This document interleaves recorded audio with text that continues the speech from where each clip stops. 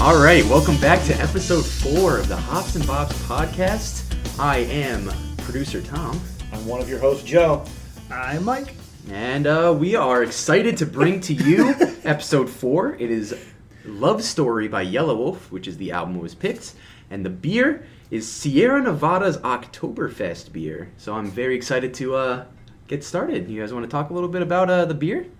Yeah, let's do it. So this is my beer. Yeah, let's get them open. Yeah, let's do it. So obviously there's, lots of Oktoberfest beers out there. Oh, yeah. And by the way, this is our first bottle on the podcast. So That's very, right. very pumped about that. Lots of Oktoberfest beers out there. And I wanted to pick one that wasn't so prevalent in the area, I think. I don't really see a lot of people drinking Sierra Nevada. We're not really near Nevada. So. Yeah, no. Well, actually, We're quite far from it. this is brewed in Chico, California, and Mills Rivers, North Carolina. That's, I guess, what their two brewing facilities are. Okay. But I haven't seen, obviously, Sierra Nevada is a big brand, but I haven't seen this beer in a lot of people's possession, if you will. Yeah. So I was like, let's throw something different out there for the old podcast there. So let's do it. All right? Yeah. Let's see. Color. Nice color. Yeah, so for the whole month of October, we're gonna do some themed beers. So they're gonna be either Oktoberfest beers or they're gonna be like a pumpkin beer. Okay. And as Joe is pouring his beer, he is getting Lots of so head. much head. Massive amount of head Yeah. to almost fill a boot. Yeah. Which By the way, should yeah. take 3 beers. Yeah. And not the good kind. Yeah. So, yeah, we're hitting you up with the fall beers, but I had to, of course, choose a Oktoberfest boot. I'm drinking Das out Boot. of Das Boot right now. So good story behind that boot. Yeah, It tell is me. from Germany. Yes. Oh. Actually. So one of our friends, Trevor, went to Germany for Oktoberfest. Maybe like 2 years ago. Mm-hmm. And for $25, he bought and shipped each one of us a authentic German boot. Oh, that's nice. What a And, generous favor. And then all 4 of them were different and laid out, and it was first come, first serve. So whoever showed up at his house first got to pick their boot. Nice. Well, thank you, Trevor. Yeah. I saw this on Mike's fireplace shelf, and of course I had to choose it for this episode. So, drinking out of the boot. What are you guys drinking out of today?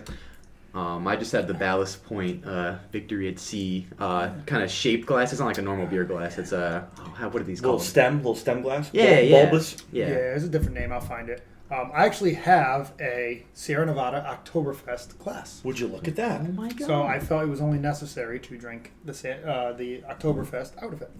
Well, perfect. So let's get right to it. So Sierra Nevada Oktoberfest, they release a brew of it every year. This one's coming in at 6%. We're drinking out of 12-ounce bottles. It's their Festbier lager. So it's technically, I guess, our first lager of the podcast, too. A lot of firsts this episode. As far as hops, they're using something called Spalter Select. I'm not as familiar with Spalter Select. Wow. I'm not as familiar with these hops, but I did research a little bit. I'm trying to get better at my beer knowledge. It is a German aroma hop. Okay. So lots of aroma hops like we've been talking about last few episodes. Yeah, let me get a smell of this. Yeah, smell test. So speaking of the smell, Yep. the snifter glass that you are using. I hardly know her. Okay, snifter. Sorry. It is mainly used for brandy, but it's also used for beers with complex aromas and average ABVs higher than 8%. Oh, I think this is sitting around 6. We're at 6 right this now. is at 6, and I Underestimation. do not believe it has a complex aroma. This is not very complex. It's not very insane, but it's got a little hint of Germany in there. Yeah. If that makes sense. Yes. I've never been, so I don't know. No. Grab that, Trevor. But I could taste Germany out of this boot because it came right from there. It's true. So. This is true. Yeah. But yeah, Spalter Select, a German aroma hop. For malts, I thought this was kind of interesting. Malts, another ingredient. 2-row pale Munich and Vienna malts. Yeah. Apparently, 2-row pale is a common malt that's used in beer. I learned that. Munich and Vienna malts, I've heard of those before. They are used to provide color and the aroma in the beer. Munich is a little bit darker. And so they're responsible for the golden color that we are seeing in the beer and the toasty, biscuity aroma. Toasty, biscuity aroma? Yes. Ooh, let me get another smell of that. Yeah, a little bit. Okay. I can see the toasty. Yes. And as for Sierra Nevada themselves, they describe this as floral, fruity character with a balanced, crisp lager that makes for any moment festive. So it does have like that classic lager taste. Absolutely. Everybody's really big on like the Sam Adams Oktoberfest all the time, and I'll be honest, I've never been like completely sold on it. It's never been one of my favorites, and I think because it is a little bit darker, it's a little bit heavier, and it doesn't really have that lager feel that the Oktoberfest are supposed to have. Yeah. Right. This one is definitely smoother. Yes. It drinks easier. This is like a lager. I feel like I'm drinking a light beer, which is surprising for a 6% lager. I don't really feel the 6%. Exactly. That was just what I was about to say. It's definitely a lot smoother than traditional lagers. Yeah, and it has a nice color to it, transparent. I can see our computer monitor right through it. It's got a nice Right little at the bottom of the amberish boot. color. Yeah, nice amber color. Definitely picking up on those floral notes. But it's a good beer. I mean, I can see myself drinking this, year round, not necessarily during this time. But I'm usually not a fan of these kinds of beers, the Festbiers, the German Oktoberfest. That time of year, it's not really my favorite for seasonal beers. But like what we talked about, this kind of doesn't have that traditional Festbier, German lager, Oktoberfest kind of feel. So I'm glad I picked this one because I'm actually kind of impressed by it. Yeah, totally. Yeah, it's got that.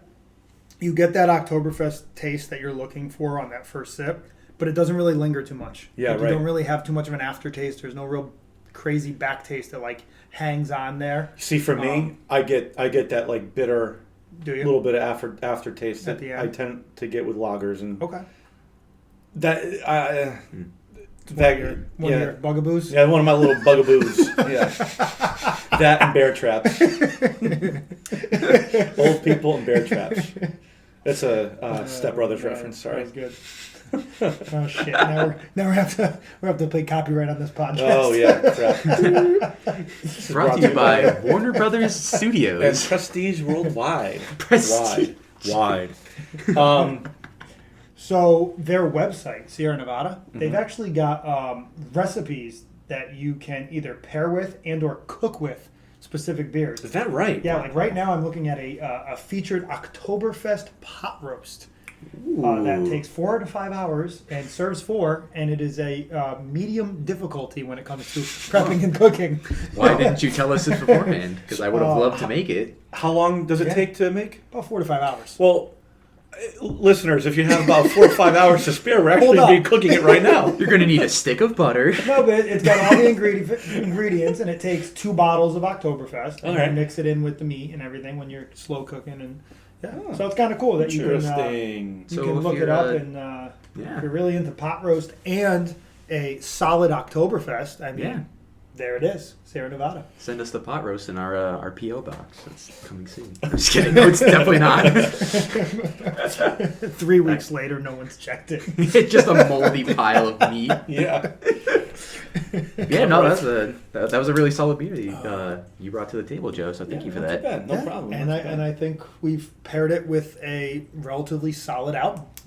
Yes. Yelawolf, a Yelawolf. Yella. Yella. Yella, an A. Yelawolf is a rapper out of Tennessee. Really? I thought it was I Alabama. thought Alabama. Yeah, I get that a lot, but he was when you look up a little more of his when you look up all his stuff, he's from primarily Nashville, Tennessee. He grew up in Tennessee. And there was some interesting information about him. I was looking up. He's currently on his own record label, so he's at a point now where he runs his own record label called where is it? Slumerican. Yes. Like slum and America together. He uses that a lot in his lyrics so too. that's his own personal record label. He actually was picked up by Columbia.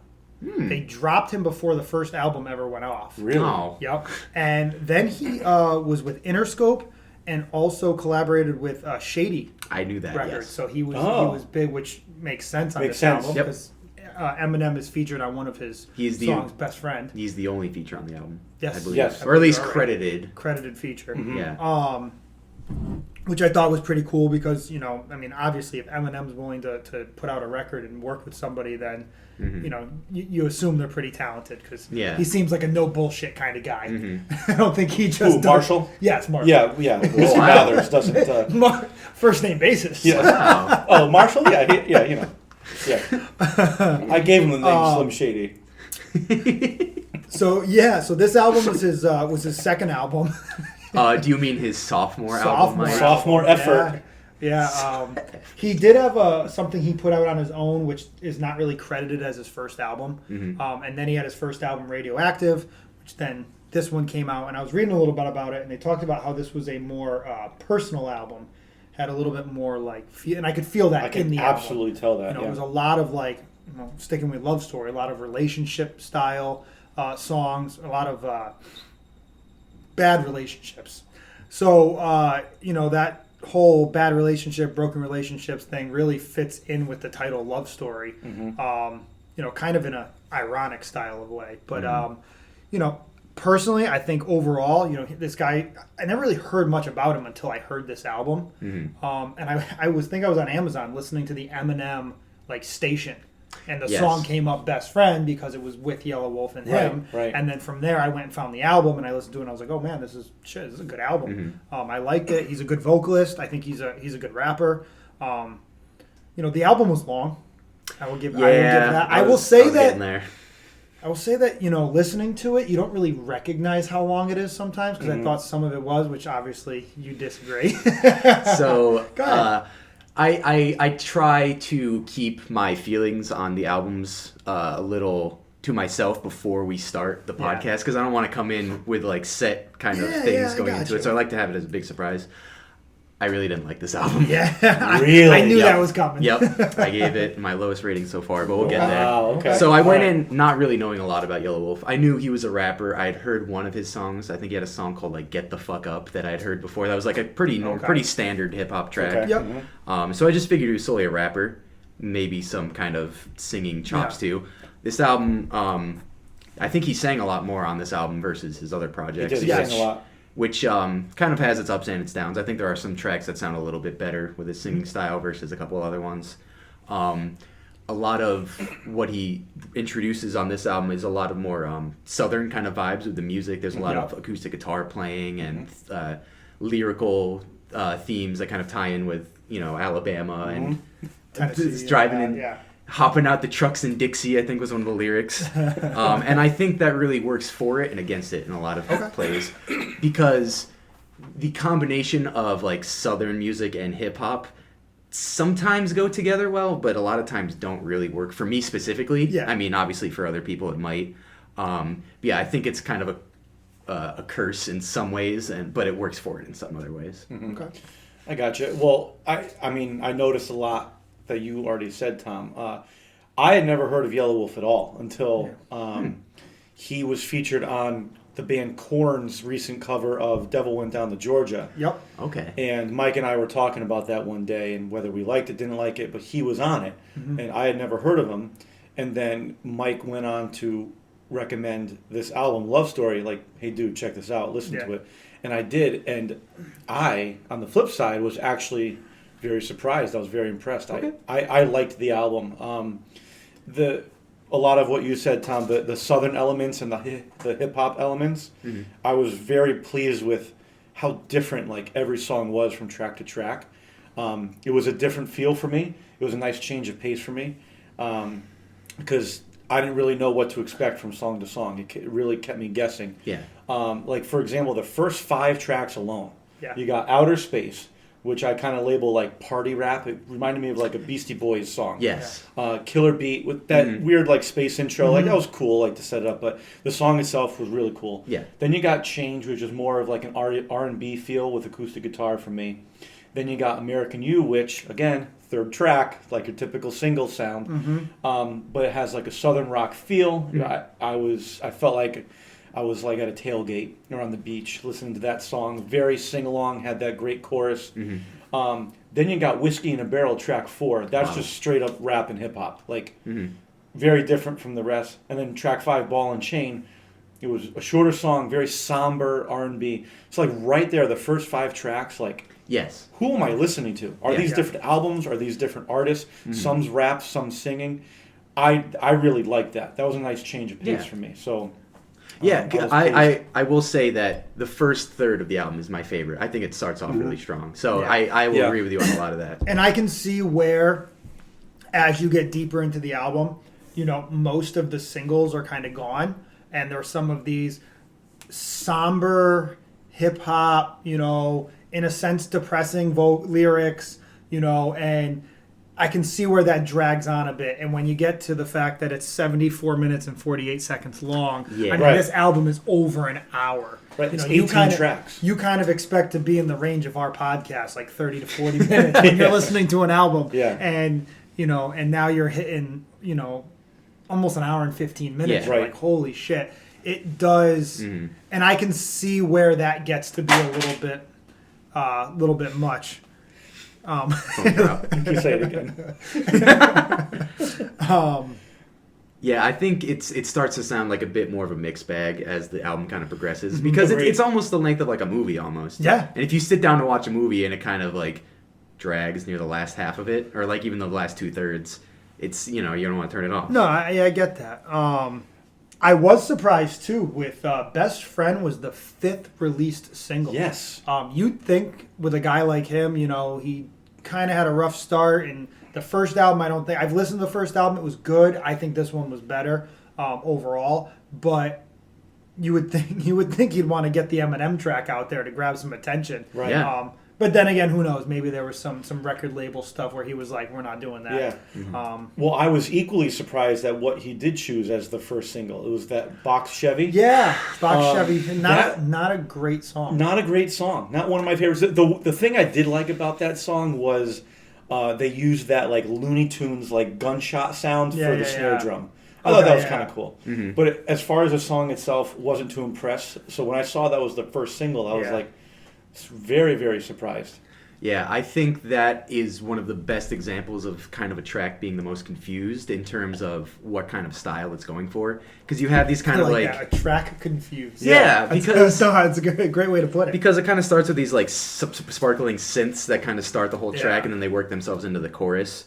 And then you have these weird like record scratching, and they don't really work together that well for me specifically. And then the last half of the track has these guitars on it, so it's like this kind of like a competing battle of like, oh, do you want it more hip hop connected? Do you want to like have a cool sparkling part of the song, or do you want to have like your southern ties? It doesn't really mesh for me, and it just didn't really seem it didn't seem like a very authentic like hip hop track to me. Yeah, it was actually one of my in a least very favorites. similar sense. One of my least favorites, and what I've actually rated as my bottom song, was actually Outer Space. Yeah. And the reason being is because the way that it comes in and sets the tone for the album, the rest of the album does not follow that feel. Right. Like it's almost like a song by itself, and then the album starts, in my opinion. I could see that, It's just, you know, I wasn't a big fan of the intro portion where he's kind of yelling, oh, fuck, and I was kind of like, kick me out the house. Okay, He's getting teleported by aliens. It kind of, I don't know, it just didn't fit, in my opinion, the rest of the album. So you get hit with this, and then you've got kind of like this dance hip-hop theme going on with that song. And then I believe what was number 2, Changes or something like that comes in. And then American You, and then you get a whole different vibe after that first song that, not that it's a bad song, I just felt it was so out of place, and especially as the first song, that it just kind of threw that off for me. Yeah, it's a bit of a vibe switch up. Yeah. There's not a lot of like southern connections to it either. No, it's just like straight kind of dance hip-hop, you know, like you said, party rap almost. Like party rap. Like, I feel like I'm at a party when I'm listening to that. It has that like up-tempo. In my opinion, it actually fits more with some of his like first album. That was more of the style. And I don't know much of his discography, so this is it. This is all I know. I'm just all of what I'm saying is based purely on this album alone. And then, you know, you get in 2 songs later to American You, which I'm shocked wasn't the first single. I know. Because, in my opinion, that's one of the best songs on it. It's just a very authentic song. It's got a very catchy chorus. You know, you don't really hear that style of a song with, like, "Fuck You" being like the primary, Yeah. primary That's like the hook in sing the along. chorus. Yeah, and I don't know, that always caught me. I really liked that song. Yeah, fuck you too. Yeah. you know, I like the lyrics, I like the style of it. I just thought that was a great song, and I was kind of shocked it's the fourth single that was released off of that album. Right. For me, like, you guys hear a lot more about lyrics and vocals than I do. We've had this conversation before. Many times. When I listen to music, I'm always focused on the instrumentals. I almost know no lyrics to songs at all. Yeah. When I'm at concerts, I'm that awkward guy that's not singing along because I don't know any of the lyrics. However, in my head, I'm playing the drum beat. I'm like, oh yeah, this part, I know that, got it. So that's what I'm hearing. And from a musician standpoint, I was very impressed at this album at how much actual instruments were used, the instrumentals, the acoustic guitars, the guitars, the drums. There were some songs that used synths and effects, but I loved that the majority of the album had instruments and him singing. I really appreciated that. Yeah, and I think that kind of works for it pretty well because, again, they're Southern roots. I know I said it like 20 times on this, but you kind of want... I don't know if he's really wanting to go less towards hip-hop because he is primarily a hip-hop artist. That's what people know him for. Yeah, with lyrics, too, like on a song like American You, I think one of the lyrics was like... that's more of like a party-centric lyric-wise, I think, because they're like going to buy a house and like rent it out for a party or something. And then I remember one of the lines is, we're going to get a big pool and then we'll piss in it, and then he says, fuck you, or something like that. I thought that was really funny. But yeah, that's in like the first kind of leg of the album that I kind of really enjoy. I thought American You was just a little redundant in the track listing. It sounded a bit too much like a car commercial for me, if that makes sense. Okay. But Whiskey in a Bottle, I really like that song. That's actually. A great song. Yeah. He kind of has this aggressive verse that he's kind of locked himself into that I think sounds a little too much like Eminem. Granted, he kind of has a lot of influence on him. He was signed to Shady Records, the only feature on the album.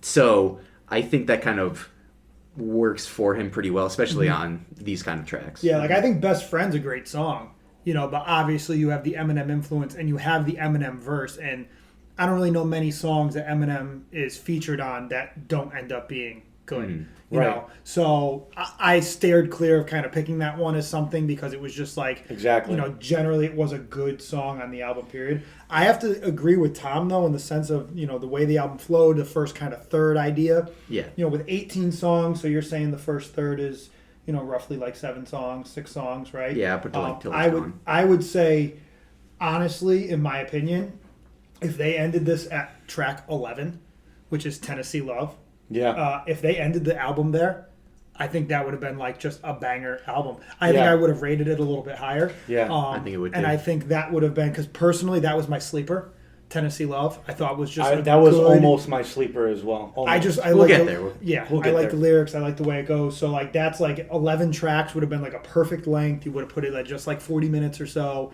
and that probably would have just made the album, be a little bit more powerful. Yeah, I had said to like take out maybe 4 or 5 tracks, and you would have had a nice punch in the face. But yeah, maybe even more, because I think there were 2 songs with just acoustic guitar that was like straight up country feel. A little redundant there. Like maybe could have used one of them, save another one for another album. Maybe I don't know, but as far as the same album, a little redundant there. Yeah, and even on Best Friend, like he doesn't even rap on that at all. The only rap verse is Eminem. But go ahead. And I think Eminem's verse on it is pretty solid. Dude, always. his rap on Best Friend is awesome. It's right up there. Another impressive rap. But then followed that is Empty Bottles, which has a great rap by Yelawolf. I was very impressed by his rap. It was fast. It was clear.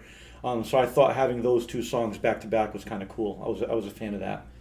Yeah, and like you were saying before with lyrics, I think M's verse has a lot of really good lyricism about it. I'm sorry, did you say M? M, yeah. You know me, we're on So Marshall, M. Yeah. We're on the first abbrev. Yeah, we're actually on a first letter basis. Oh, man. Well done, T. Well, then it'd be E. Thanks, Jay. You're laughing at M. Oh, wait. He's here. But yeah, like when he says like your arch enemy's around you now, he's all surrounding you now. When they like pan it left and right, it sounds like he's like circling around you, and I thought that was a really cool kind of effect that they put on. And another line I really liked was be like a quarterback and take a height when I snap. And I thought that was pretty cool. Yeah. Take a hike. Yeah, no, I mean that's a lot of the Eminem, Yeah. influence that you see, because like when you hear Eminem rap, a lot of times you'll hear like some of the lines and you're like, makes no sense for a second, and then all of a sudden he connects it to you're like, holy shit, how did you come up with that word to connect with that sentence to connect with that theme? Right. So lines like that definitely show you where that influence kind of comes from. So impressive. And you kind of think about like, you've obviously, I'm sure you've seen 8 Mile and you know the whole Eminem backstory and how he grew up from nothing and all that. Mm-hmm. And this guy kind of did the same thing in Tennessee. His mom was 16 years old when he had him. His father, I guess that's where he got his name Yelawolf, his father was like Cherokee.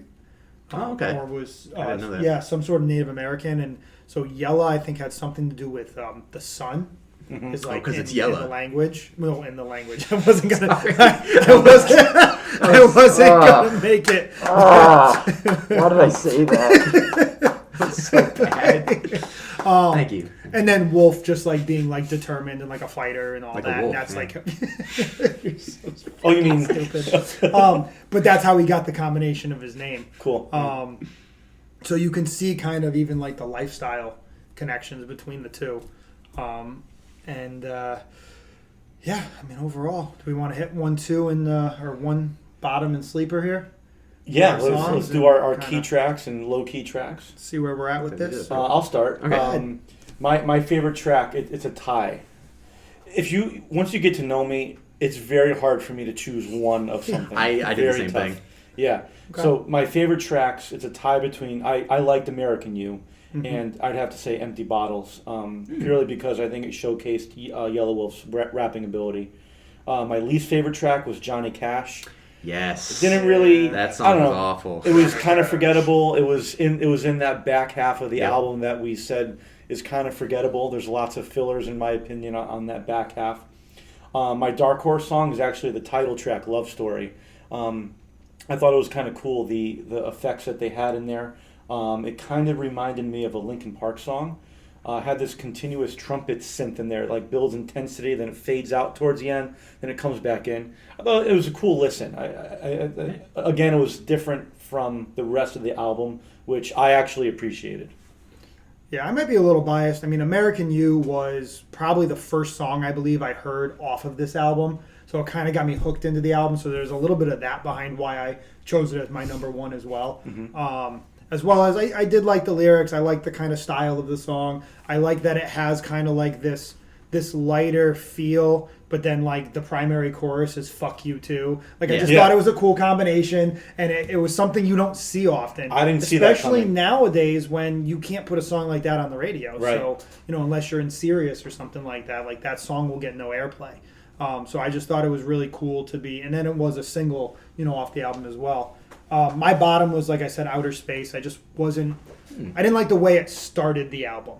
And for me, I'm very picky about how albums flow in certain ways, and I don't know, I just didn't see that as an opener for this album. It was a very low-key, kind of somber, a lot of like depressing themes and bad relationships, and then that makes song sense. just started off very party-ish, which didn't fit for me. And then my sleeper was Tennessee Love. I just thought it was a great like ballady kind of song. I love the chorus of that song. Yeah. I actually listened to the lyrics of that song. Ooh, very At this nice. moment in time, I can't remember them. But I do remember it was like, let's pack up and go to Nashville or something like that. Yeah. And I appreciated the songwriting for that song. Yep. Yeah. There you go. You're Yeah. singing it. Yeah, something like that. Yeah. Um, And then it just that. repeats Tennessee Love. Yeah. So I don't know. I just thought that was a cool ballad. It had good lyrics. I really, really liked that song. Reminded me of a Justin Timberlake song almost. Okay. Ooh. You are you reading my notes? Oh, little snapback there, Tomo. So yeah, I think there's a lot of moments where his hook writing is actually pretty catchy in some parts of the songs. I think I wrote it about Best Friend, where he kind of sounds like Justin Timberlake almost, or at least that's kind of the inflection that he's going for. Yeah. And I think that actually works well for him because he can write a pretty catchy hook and it sticks with you. So like I was going to say, my favorite is Whiskey in a Bottle because it got stuck in my head for a long time, actually. I would sing it while I'm working. I'm like, Put your hands in the sky. As I'm like kind of like doing a bunch of other stuff. Yeah. So it kind of stuck with me. Again, aggressive verse. The chorus lyrics are perfect. White girl tattoo material. The whiskey in a bottle kind of feel. Yeah. So that was kind of a highlight for me. Like I mentioned before, not my favorite album. So I had a few ties for least favorite track. Okay. All right. We mentioned Johnny Cash. I thought that song was just pure horse shit, to be honest with you. I'm sorry. No, it does. It's not. It starts with like a minute of like backstage noise, and they're like, "Oh, it's time to get on now." Yeah. And then the chorus is just him pitch shifted down saying Johnny Cash, and it just felt like a very do nothing track for me. Yeah. And also Johnny Cash would have hated that track.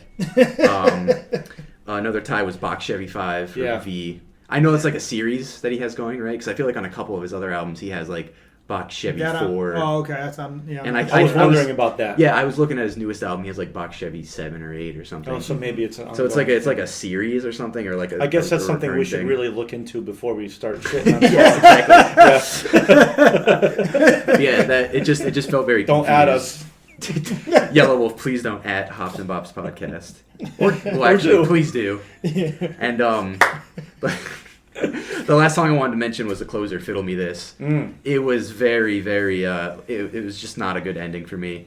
It was kind of like a shout out track to start, kind of like thanking everyone that worked with him. But it was just like weird record scratches kind of competing with a fiddle solo. Like that's exactly kind of the entire themes of the album summed up into one track for me. And it was just a big example of just too much country in some cases. Like I feel like you should kind of stick to one lane. But you know, that's my least favorite. And so for my dark horse track, I actually picked Heartbreak, which was the 10th track. I kind of like the piano and the drum machine sounds that he kind of goes for. It's a little bit similar to American You, but I think it was just a little bit more well produced. And also the lyrics are pretty heavy at some points. Kind of talks about like supporting his mom and his family with the money that he makes and still trying to stay on his record deal. So, and there's a lot of kind of tie-ins to the heartbreak that he feels. So I thought that was kind of an interesting track, kind of a diamond in the rough in the later half of the track list for me. Cool. Nice. Let's rate it, boys. What do we have? Yeah, so overall, I gave it a 3.5 because I do like the album. It does have some things, though, that, you know, I would have done differently because, you know, I'm the expert. You know, I definitely would have shortened it up. There's some songs I wouldn't have put on there.